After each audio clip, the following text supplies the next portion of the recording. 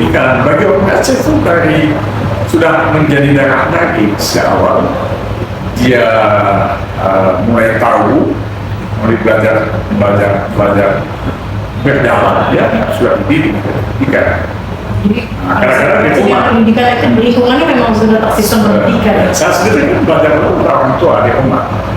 Ayah saya kan seorang imam kampung di Aceh itu setiap kampung ada kepala kampung dan ada imam kampung.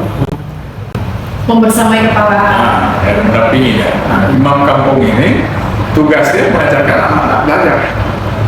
Apakah di rumah, apakah di Aceh itu selain ada kampung, ada kepala kampung, ada imam kampung, ada lagi namanya menasah. Menasah itu semacam usaha, tempat belajar agama dan tempat kampung mengadakan musyawarah di orang kampung. Setiap kampung ada menasah, ada bangunan. Oke, udah ada ruang-ruang. Nah, situ kemudian kepala kampung didampingi lagi oleh semacam DPR-nya. Disebut tuhapu, itu empat orang itu. Dipilih tokoh-tokoh dia. Itu dari dulu sudah itu. Saya zaman keadaan Aceh yang saya bilang itu. Jadi artinya pendidikan bagi Aceh sudah terang lagi. Nah, hanya semakin berjalannya waktu, gitu kan? Mungkin sistem pendidikan itu sudah harus semakin ditingkatkan.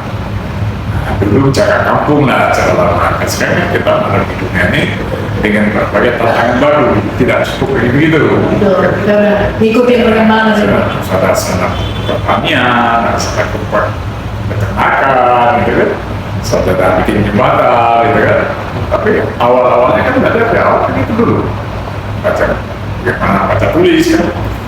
Belajar bagaimana hidup dengan tata agama, ya. Jadi sekali lagi pendidikan bagi orang Aceh itu sudah berubah lagi. Cuman ya, itu aja seiring perkembangan waktu kan tidak boleh statis. Ya, dunia terus berkembang. Jadi pendidikan itu harus dikembangkan sesuai dengan kebutuhan zaman kan. Nah, itu mungkin.